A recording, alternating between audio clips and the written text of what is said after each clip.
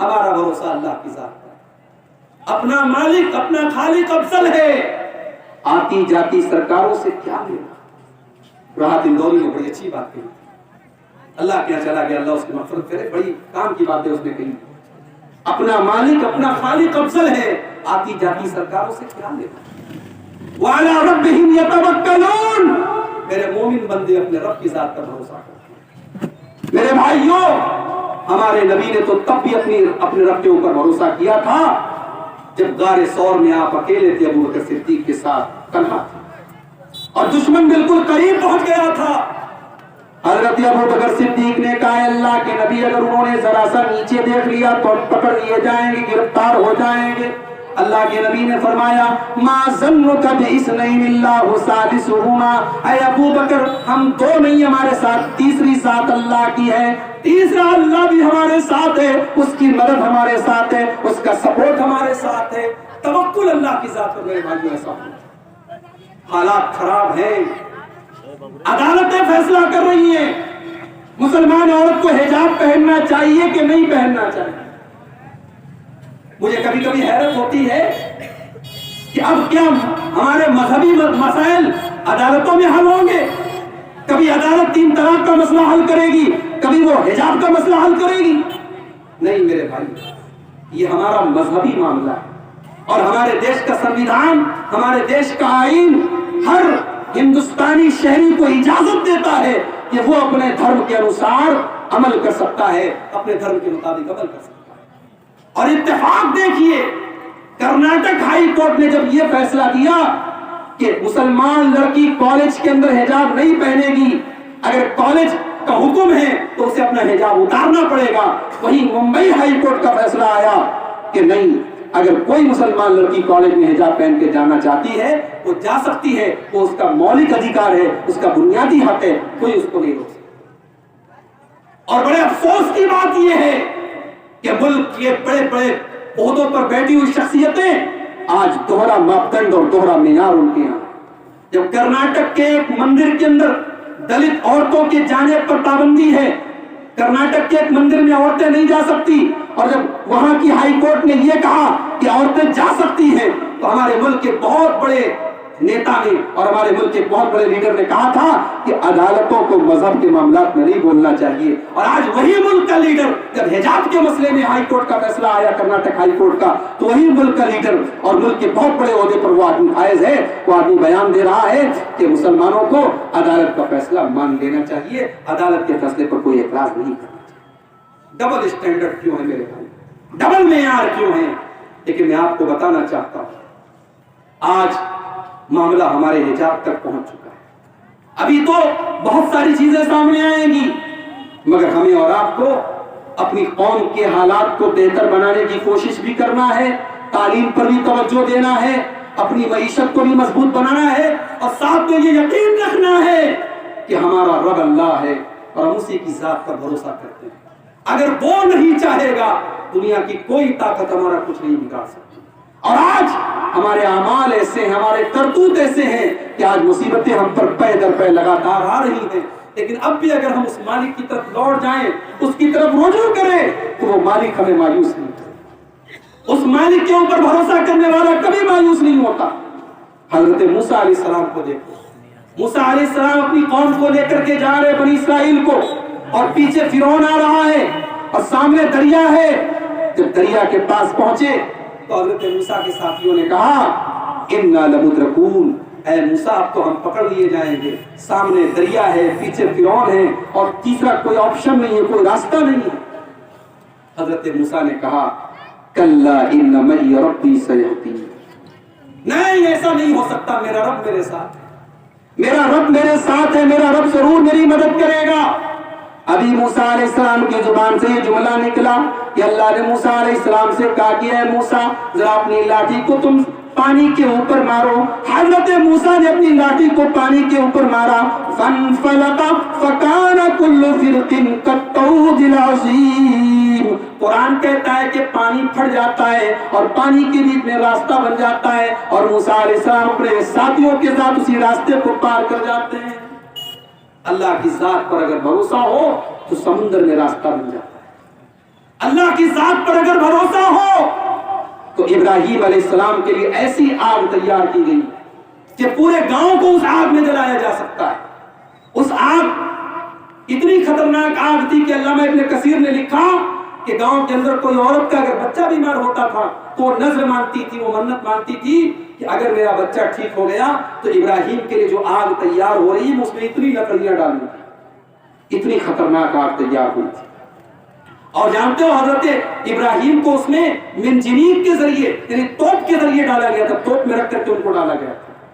جب ابراہیم کو آگ میں ڈالا جا رہا تھا ان کی پیشانی پر کوئی شکن نہیں تھی، ان کے چہرے پر کوئی گھبراہٹ نہیں تھی۔ ابراہیم نے بڑے اطمینان کے ساتھ بس اتنا کہا تھا، حسبی اللہ و نعم الوکیل، میں اپنے رب کی توحید کے لیے آج آگ میں ڈالا جا رہا ہوں، اپنے رب کی توحید کے لیے آج مجھے آگ میں ڈالا جا رہا ہے، میرا رب میرے لیے کافی ہے، میرا رب ضرور میری مدد کرے گا۔ اور ابھی ابراہیم کو آگ میں ڈالا گیا، ادھر اللہ نے آگ سے کہا یا نار کونی بردا وسلاما علی ابراہیم، اے آگ میرے خلیل کے ایک رونتے کو بھی تجھے جلانا نہیں ہے، اے آگ آج تک جو تو نے دنیا کو جلایا ہے آج میرے خلیل کے ایک رونتے کو بھی تو جلانا نہیں، تو سلامتی والی بن جا، تو ٹھنڈی بن جا میرے ابراہیم کے لیے۔ اور حضرت ابراہیم صحیح سلامت آگے سے نکل گئے۔ وَعَلَىٰ رَبِّهِمْ يَتَوَكَّلُونَ، میرے مومن بندے اپنے رب کی ذات پر بھروسہ کرتے ہیں۔ میرے بھائیو، ہندوستان کے موجودہ حالات میں اس صفت پر اور اس کوالٹی پر ہمیں اور آپ کو توجہ دینے کی ضرورت ہے، اپنے رب کی ذات پر ہمیں بھروسہ کرنے کی ضرورت ہے۔ اور آگے بڑھیں، چوتھی صفت الذین یقیمون الصلاۃ، مومن بندے تو وہ ہیں جو نماز قائم کرتے ہیں، نماز پڑھنے کا نام نہیں لیا، نماز قائم کرتے ہیں۔ ابھی ایک جگہ آپ کے جھارکھنڈ میں پروگرام تھا، پروگرام کے پہلے ایک صاحب میرے پاس آئے، کہنے لگے شیخ صاحب کس پر تقریر کریں؟ میں نے بتایا میں اس ٹاپک پر تقریر کروں گا۔ بولے شیخ صاحب یہاں بہت سارے لوگ سٹا کھیلتے ہیں، جوا کھیلتے ہیں اور نماز بھی پڑھتے ہیں، حرام کمائی بھی کھاتے ہیں اور نماز بھی پڑھتے ہیں، ذرا آپ ان کے اوپر بھی تھوڑا تقریر کیجئے گا۔ تو بھائی میں اس پر تقریر کیا کروں؟ اگر کوئی نماز پڑھ رہا ہے اور ساتھ میں حرام کام بھی کر رہا ہے، اس کا مطلب یہ ہوا کہ اس کی نماز اللہ تعالیٰ کیا قبول نہیں ہوئی۔ اس لیے کہ جو نماز صحیح طریقے سے پڑھے گا اس کی نماز اس کو برائی اور بے حیائی کے کاموں سے روکے گی۔ اللہ نے 21ویں پارے کی پہلی آیت میں کیا فرمایا؟ ان الصلاۃ تنہی عن الفحشاء والمنکر، بے شک نماز بے حیائی سے اور برے کاموں سے روکتی ہے۔ نماز کے اندر کبھی کبھی ایسا ہوتا ہے ہمارا خیال ادھر ادھر بھٹکنے لگتا ہے، نماز ہم پڑھ رہے ہیں ہمارا خیال کہیں اور جا رہا ہے، دماغ کہیں اور جا رہا ہے، یہ بھی شیطان کی ایک چال ہوتی ہے۔ حضرت عائشہ رضی اللہ تعالیٰ عنہ نے اللہ کے نبی سے سوال کیا، بخاری کی روایت ہے، اے اللہ کے نبی کبھی کبھی ایسا ہوتا ہے کہ نماز میں خیال ادھر ادھر جانے لگتا ہے، اے اللہ کے نبی ایسا کیوں ہوتا ہے؟ اللہ کے نبی نے فرمایا وَاخْتِلَاسٌ يَخْتَلِسُهُ الشَّيْطَانُ مِنْ صَلَاةِ الْعَبْدِ، اے عائشہ شیطان چوری کرتا ہے، بندے کی نماز پر ڈاکہ ڈالتا ہے اور شیطان بندے کی نماز کو خراب۔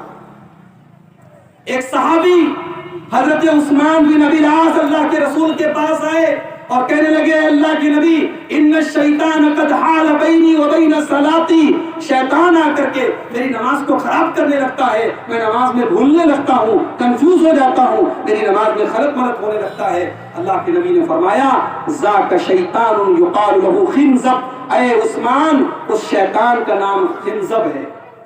شیطان ہمارا اتنا بڑا دشمن ہے، ہمیں نماز بھی خراب کرنے کے لیے مسجد میں آتا ہے۔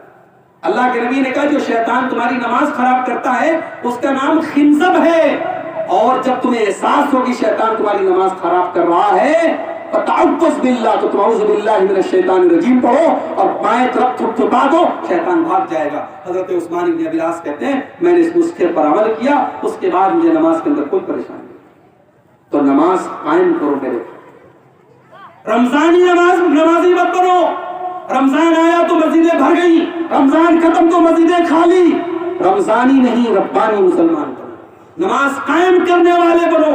سال کے 360 دن پانچوں ٹائم کی نماز ہمارے اوپر فرض ہے، نماز کسی حال میں معاف نہیں۔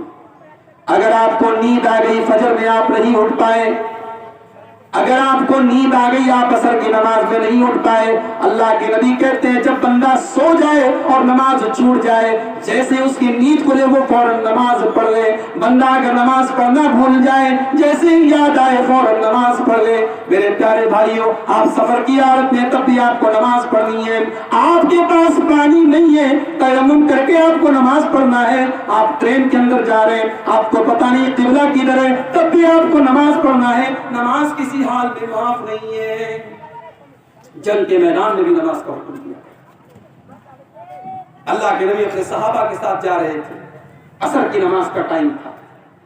اللہ کے نبی نماز پڑھنے جانے والے، دشمنوں کو پتا چلا، دشمنوں نے آپس میں میٹنگ کی، یہ عصر کی نماز کا ٹائم ہے، یہ مسلمانوں کو سب سے پیاری نماز ہے، یہ جان سے بھی زیادہ پیاری نماز ہے، مسلمان عصر کی نماز میں کبھی تاخیر نہیں کرتے، بڑا اچھا موقع ہے، چلو ان کے اوپر حملہ کر دیتے ہیں۔ حضرت جبریل نے آ کر کے بتایا اللہ کے نبی کو، اللہ کے نبی نے صحابہ سے کہا ہم نماز ضرور پڑھیں گے، مگر آدھے لوگ نماز پڑھیں گے اور آدھے لوگ ہتھیار لے کر کے کھڑے رہیں گے تاکہ دشمن کے حملے سے اپنا بچاؤ کر سکے۔ دشمن سے حملے سے بچنے کا انتظام کیا گیا، مگر نماز کو نہیں چھوڑا گیا۔ میرے بھائیو، الذین یقیمون الصلاۃ، مومن وہ ہے جو نماز قائم کرتے ہیں۔ حضرت عمر فاروق کو دیکھو، عصر کی نماز، فجر کی نماز کا ٹائم ہے، صفیں لگ چکی ہیں، مؤذن نے اذان دی، اقامت کہی، حضرت عمر مصلی پر چڑھ گئے، اللہ اکبر کہہ کر کے نماز شروع کر دی۔ پہلی صف میں ابو لولو فیروز نام کا ایک پارسی غلام بھی شامل ہے، وہ اپنے ہاتھوں میں خنجر چھپا کر کے لایا ہے، اس کا مقصد حضرت عمر کے اوپر حملہ کرنا ہے۔ وہ آگے بڑھا، اس نے حضرت عمر کے پیٹ پر حملہ کیا، حضرت عمر مصلی پر گر پڑے اور خون کی دھاریں ان کے بدن سے بہنے لگی، مگر گرنے کے پہلے حضرت عمر نے عبد الرحمن بن عوف کا ہاتھ پکڑ کر کے مصلی پر آگے بڑھایا۔ مسلمانوں کا خلیفہ، مسلمانوں کا امیر المومنین مصلی پر گرا ہے، لیکن مسلمانوں کی نماز نہیں رکی ہے۔ عبد الرحمن بن عوف آگے بڑھے اور جلدی جلدی انہوں نے نماز پڑھائی، اس کے بعد حضرت عمر کو اٹھا کر کے ان کے گھر لایا۔ جب حضرت عمر ہوش میں آئے تو پہلا سوال یہ کیا، مجھے قتل کرنے والا کون تھا؟ جواب ملا ایک فارسی غلام ہے ابو لولو نام کا۔ کہا اللہ تیرا شکر ہے تو نے میری موت کسی مسلمان کے ہاتھ میں۔ اس کے بعد حضرت عمر کے پاس ڈاکٹر آئے، حکیم آئے، دوائیں پلائی جا رہی ہیں، کھانا کھلایا جا رہا ہے، پانی پلایا جا رہا ہے، سب پیٹ کے باہر نکل جا رہا ہے۔ ڈاکٹروں نے، حکیموں نے کہہ دیا اب حضرت عمر بچ نہیں سکتے، اب آخری ٹائم آ گیا۔ حضرت عمر کے چہرے پر گھبراہٹ۔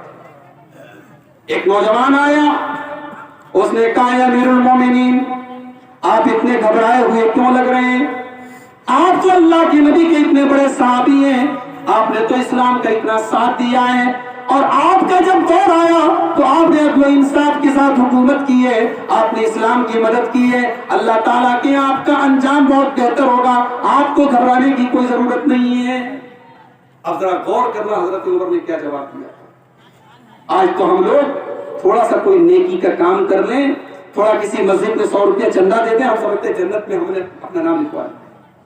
حضرت عمر جنہوں نے نبی کی زبان سے کئی بار جنت کی بشارت سنی ہے، جب نوجوان نے آپ کی تعریف کی تو حضرت عمر نے کہا نہیں، لَوَدِدْتُ أَنَّ لِي كَفَافًا لَا لِي وَلَا عَلَيْكَ۔ اے نوجوان، اے میرے بھتیجے، تو میری نیکیوں کی تعریف کر رہا ہے، تو میری تعریف کر رہا ہے۔ ارے عمر تو یہ چاہتا ہے کہ اللہ کے یہاں میرا معاملہ برابر برابر پر چھوٹ جائے، میری نیکیاں اور میرے گناہ برابر برابر بھی ہو جائیں تب بھی مجھے منظور ہے، میری نیکیاں اور میرے گناہ برابر ہو جائیں تب بھی مجھے کوئی اعتراض نہیں۔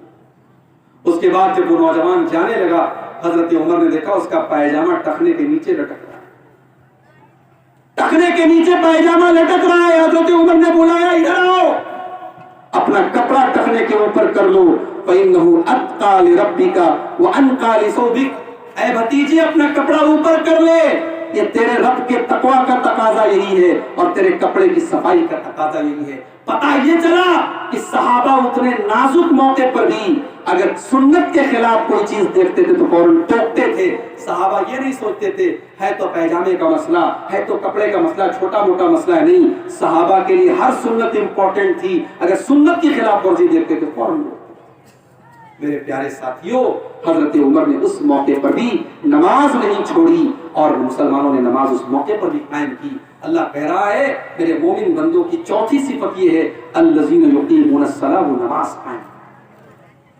آج ہماری دکانیں کھلی رہتی ہیں, نماز ہوتی رہتی ہے. ہم اپنے گھر میں بیٹھ کر کے موبائل میں لگے رہتے ہیں, نماز ہوتی رہتی ہے. نہیں میرے بھائیوں, نماز قائم کرو. نماز سے اتنی محبت کرو جتنی اپنے بچوں سے, اپنی جان سے کرتے ہو. نماز کی محبت اپنے دل میں کرو. جس نبی کا ہم کلمہ پڑھتے ہیں اس نبی کو نماز سے کتنا پیار تھا. اللہ کے نبی فرماتے ہیں جو قرۃ عینی فی الصلاۃ, میری آنکھوں کی ٹھنڈک نماز میں پیدا کر دی گئی ہے. نماز کا ٹائم ہو جاتا تھا, اگر حضرت بلال اذان دینے میں تاخیر کرنے لگتے تھے, اللہ کے نبی حضرت بلال سے کہتے تھے یا بلال ارحنا بالصلاۃ, اے بلال تم جلدی سے اذان دے دو, جلدی سے نماز کھڑی ہو جائے تاکہ ہم کو سکون مل جائے. میرے نبی کو نماز سے سکون ملا کرتا تھا. میرے بھائی, نماز سے سکون ملا. آج بھی مصیبت کے دور میں, پریشانی کے دور میں قرآن کی اس آیت پر عمل کیجئے. وَاسْتَعِينُوا بِالصَّبْرِ وَالصَّلَاةِ, صبر اور نماز کے ذریعے اللہ کی مدد طلب کرو. نماز آج بھی ہمارا بہت بڑا سہارا ہے. میرے ایک واقعہ نماز کے اوپر آپ کو سنانا چاہتا ہوں. ایک انصاری صحابی کا واقعہ ہے. انصاری صحابی کا کھجوروں کا باغ ہے. موطا امام مالک کی صحیح روایت ہے. کھجوروں کا باغ ہے اور کھجوروں کے پکنے کا ٹائم ہے. کھجوریں بالکل پک کر کے تیار ہو گئی ہیں. انصاری صحابی اپنی کھجوروں کو دیکھ رہے ہیں, اتنے میں نماز کا ٹائم ہو جاتا ہے. مسجد میں آتے ہیں, وضو بناتے ہیں, وضو بنانے کے بعد نماز شروع کرتے ہیں. نماز جب پڑھنے لگتے ہیں تو بار بار ان کی کھجوروں کا باغ ان کی آنکھوں کے سامنے آ رہا ہے. بار بار ان کی کھجوریں یاد آ رہی ہیں. وہ نماز میں بھول جاتے ہیں کہ میں نے 3 رکعت پڑھی کہ 4 رکعت پڑھی. وہ نماز کی رکعتیں بھول جاتے ہیں. بہرحال جب نماز ختم کر لیتے ہیں, گھر آتے ہیں, پھر اپنے کھجوروں کے باغ کو دیکھتے ہیں. کہتے ہیں ان ھذا الہانی عن ذکر اللہ, میرے کھجوروں کے باغ نے مجھے اللہ کے ذکر سے آج غافل کر دیا, آج مجھے نماز سے غافل کر دیا. آج اس کھجوروں کے باغ کی وجہ سے میں اپنی نماز کے اندر بھول گیا. وہ عثمان غنی کے پاس آتے ہیں اور کہتے ہیں امیر المومنین عثمان غنی, آج میرے کھجوروں کے باغیچے کی وجہ سے میری نماز متاثر ہو گئی اور میں نماز کی رکعتیں بھول گیا. اے عثمان غنی, میں آپ کو گواہ بنا کر کے کہتا ہوں میں اپنا وہ کھجوروں کا باغ اللہ کی راہ میں صدقہ کر رہا ہوں, کیونکہ جو مال مجھے اللہ کے ذکر سے غافل کر دے وہ مال میں اپنے پاس رکھنا نہیں چاہتا. میرے بھائیو, نماز کی پابندی کیجیے. رات کو 2-2 بجے تک موبائل دیکھنا بند کر دو میرے نوجوان ساتھ, اس لیے کہ کوئی گارنٹی نہیں ہے کہ آپ کی موت 60 سال کی عمر میں ہوگی. کورونا نے ہم کو سکھا دیا ہے موت کبھی بھی آ سکتی ہے. اور اللہ نہ کرے اگر موت اس حال میں آ گئی کہ موبائل دیکھ رہے ہیں, موت اس حال میں آ گئی ہم گندا کام کر رہے تھے, تو کل قیامت کے دن جب ہم اٹھیں گے میدان محشر میں تو وہ گندا کام کرتے بھی ہم اٹھیں گے, موبائل دیکھتے بھی اٹھیں گے, گندی تصویریں دیکھتے بھی اٹھیں گے, اور کسی غیر محرم سے باتیں کرتے بھی اٹھیں گے. اس لیے کہ اللہ کے نبی نے فرمایا یحشر العبد یبعث العبد علی ما مات علیہ, بندہ اسی حال میں اٹھایا جائے گا اس حال میں بندے کی موت ہوئی تھی. اگر آپ نماز پڑھتے ہوئے موت آئے گی انشاءاللہ کل قیامت میں نماز پڑھتے ہوئے اٹھیں گے, اور گناہ کا کام کرتے ہوئے اگر موت آئی تھی تو گناہ کا کام کرتے ہوئے. 4 چیزیں ہو گئی, آخری چیز بیان کر کے بات ختم. ایمان والوں کی 5ویں پہچان وَمِمَّا رَزَقْنَاهُمْ يُنْفِقُونَ, اور ہم نے جو روزی دی ہے اس میں سے خرچ کرتے ہیں. اب خرچ کرنے میں 2 طریقے کا خرچ کرنا ہوگا. ایک ہے زکوٰۃ جو فرض ہے. اگر آپ کے پاس 595 گرام چاندی ہے یا 595 گرام چاندی کے برابر کیش رقم ہے, یا 595 گرام چاندی کی جو مالیت ہے اس سے زیادہ آپ کے پاس پیسہ ہے, تو آپ کے اوپر زکوٰۃ فرض ہے. یا اگر آپ کے گھر میں سونے کا زیور ہے جو 85 گرام سے زیادہ ہے یا 85 گرام ہے تو میرے بھائیو آپ کے اوپر زکوٰۃ فرض ہے، اور وہ زکوٰۃ آپ کو ہر سال اپنے مال کا 2.5% آپ کو نکالنا ہے۔ 100 روپے میں 2.5 روپیہ آپ کو نکالنا ہے۔ اگر آپ زکوٰۃ نہیں نکالتے تو انجام کیا ہوگا؟ آئیے سورہ توبہ کی ایک آیت کی روشنی میں دیکھتے ہیں زکوٰۃ نہ نکالنے والوں کا انجام کیا۔ والذین یکنزون الذهب والفضة ولا ينفقونها فی سبیل اللہ، جو لوگ سونا چاندی کو اکٹھا کرتے ہیں اور اس کو اللہ کی راہ میں خرچ نہیں کرتے ہیں، فبشرہم بعذاب علیم، اے نبی ان کو دردناک عذاب کی بشارت سنا دو۔ یوم یحمى علیہا فی نار جہنم فتکوی بہا جباہہم وجنوبہم وظہورہم، کل قیامت کے دن ان کے سونے چاندی کے زیوروں کو، ان کے روپیے پیسوں کو، ان کے دھن دولت کو اللہ تعالیٰ آگ میں تپائے گا، اور پھر اس کے ذریعے ان کی پیشانی کو داغا جائے گا، ان کے پہلوؤں کو داغا جائے گا، ان کی پیٹھ کو داغا جائے گا۔ ھذا ما کنزتم لانفسکم فذوقوا ما کنتم تکنزون، اور کہا جائے گا میرے بندو یہی وہ مال ہے جس کی تم زکوٰۃ نہیں نکالتے تھے، آج اس زکوٰۃ نہ نکالنے کی وجہ سے اس کا مزہ تم چکھو۔ زکوٰۃ نکالنے سے ہمارا مال پاک ہوتا ہے، ہمارے مال کا میل کچیل دور ہوتا ہے، مال میں برکت پیدا ہوتی ہے۔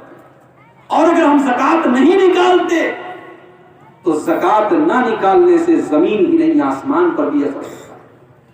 اللہ کے نبی فرماتے ما لم یمنعوا زکاۃ اموالہم، جب کوئی قوم اپنے مال کی زکوٰۃ نہیں نکالتی ہے، الا منع القطر من السماء، تو آسمان سے بارش ہونا بند ہو جاتی ہے۔ یہ جو سوکھا پڑتا ہے، بارش نہیں ہوتی ہے، اس کی ایک وجہ یہ بھی ہے کہ لوگ اپنے مال کی صحیح طریقے سے زکوٰۃ نہیں۔ کرناٹک ہائی کورٹ کا فیصلہ آیا، اب لوگ آپس میں باتیں کر رہے ہیں ہماری لڑکیاں کہاں پڑھیں گی، ہمارے پاس ڈھنگ کے اسکول نہیں ہے، ڈھنگ کے کالج نہیں ہے، اب مسلمانوں کو اپنا کالج کھولنا چاہیے۔ مگر باتیں بڑی بڑی ہیں، عمل کے میدان میں ہم بہت پیچھے ہیں۔ کتنے مدرسے بند ہو گئے لاک ڈاؤن میں، ان مدرسوں کو چلانے کے لیے بجٹ نہیں ہے۔ رمضان میں چندہ کرنے جو جاتے تھے، پچھلے 2 سال سے لگاتار رمضان میں چندہ نہیں ہوا۔ بقرعید کے موقع پر قربانی کے چمڑوں کے ذریعے بہت سارا مدرسوں کو آمدنی کا ذریعہ بن جاتا تھا، کئی سالوں سے وہ چمڑے ان کی ایسی قیمت مل رہی ہے کہ ان کا ملنا نہ ملنا سب برابر۔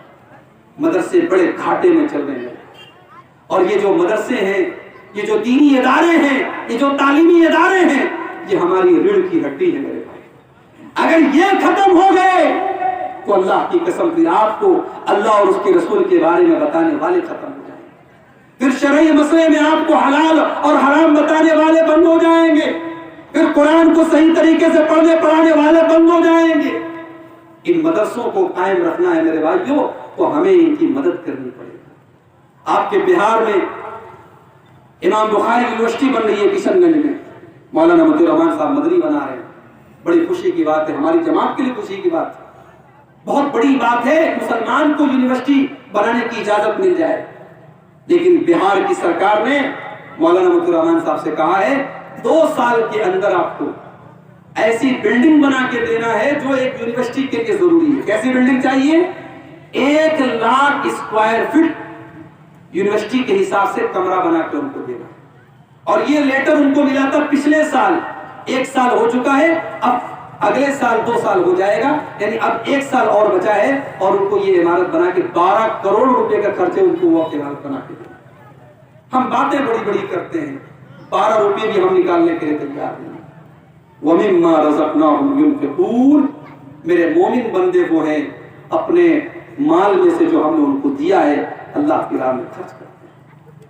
اللہ کے نبی تقریر کرتے تھے، عورتوں کے درمیان صدقہ کے اوپر ابھارتے تھے، حدیث کے الفاظ ہیں، عورتیں اپنے کانوں کی بالیاں نکال کے دے دیتی تھی، جذبہ تھا میرے پاس۔ غزوہ تبوک کے موقع پر اللہ کے نبی نے صحابہ کے درمیان اعلان کیا کہ مسلمانوں اس جنگ کے لیے ہمارے پاس سامان نہیں ہے، ہمارے پاس سواری نہیں ہے، تم تعاون کرو۔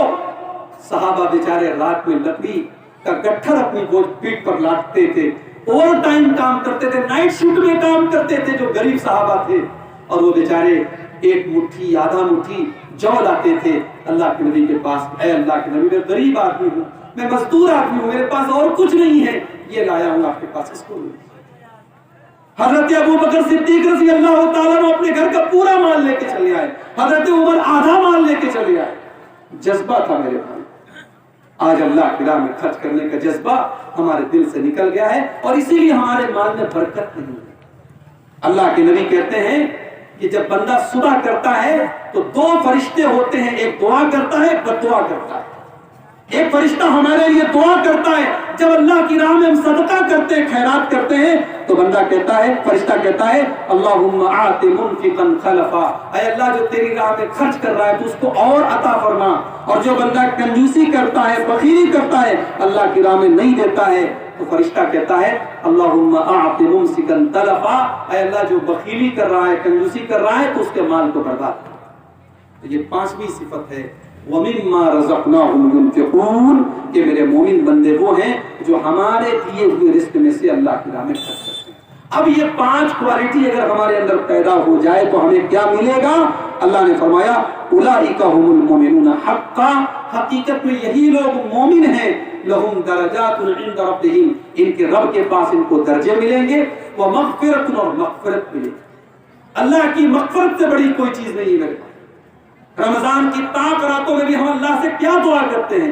اللہم انک عفو تحب العفو فاعف عنی, پروردگار تو معاف کرنے والا ہے, معافی کو پسند کرتا ہے, مجھے معاف کر. اللہ کی مغفرت مل جائے اس سے بڑی کوئی چیز نہیں ہے. اگر یہ 5 کوالٹی ہمارے اندر پیدا ہو جائے, اللہ ہمیں معاف کر دے گا. ورزق کریم, اور اللہ ہمیں جنت عطا کرے. آئیے ہم اللہ سے دعا کریں. بڑا سہانا وقت ہے, رات کا آخری پہر ہے. یہ وہ وقت ہے جب اللہ تعالیٰ آسمان دنیا پر نازل ہوتا ہے اور اپنے بندوں سے کہتا ہے کہ مجھ سے مانگو, میں تمہاری دعا قبول کروں گا. مجھ سے مغفرت طلب کرو, میں تمہاری مغفرت کروں گا. مجھ سے توبہ کرو, میں تمہاری توبہ قبول کروں گا. آئیے اللہ سے دعا کریں. پروردگار, یہ جو 5 صفتیں تو نے بیان کی ہیں, اے اللہ یہ 5 صفتیں ہمیں اپنے اندر پیدا کرنے کی توفیق عطا فرما. اے اللہ تو ہمیں ہمارے دلوں میں اپنا ڈر پیدا فرما, ہمارے دلوں میں ایمان پیدا فرما. آمین. پروردگار تو ہمیں اپنی ذات پر توکل کرنے کی, بھروسہ کرنے کی توفیق عطا فرما. آمین. یہ جامعہ فاطمۃ الزہرا جس کے تعمیر اور ترقی اور جس کے ترقی کے لیے آج کا یہ پروگرام ہوا, اللہ اس ادارے کو بھی دن دنی رات چوگنی ترقی عطا فرمائے. آمین. اور جو ہماری بہنیں بیٹیاں ہماری قوم کی اس ادارے میں پڑھ رہی ہیں, اللہ ان کو عالمہ بنائے, داعیہ بنائے, سماج کی خدمت کرنے والا بنائے. اللہ تعالیٰ ہمیں کہنے اور سننے سے زیادہ عمل کی توفیق عطا فرمائے. اللہ ان طاقتوں کو ناکام کر دے جو ہمارے ملک کا ماحول خراب کرنا چاہتی ہیں. اللہ اس ملک کے تمام لوگوں کو مل جل کر کے رہنے کی توفیق عطا فرمائے. اللہ ہمارے ملک کو ترقی عطا فرمائے. اللہ ہمیں ہر بلا ہر وبا سے محفوظ رکھے. جو ہم نے بیمار ہیں اللہ ان کو شفا کامل عاجل عطا فرمائے. جو روزی روٹی سے پریشان ہیں, کاروبار سے پریشان ہیں, اللہ ان کے کاروبار میں برکت نصیب فرمائے. اللہ رب العالمین ہمیں جب تک دنیا میں زندہ رکھے, اسلام پر زندہ رکھے, اور ہم سب کا خاتمہ ایمان پر ہو.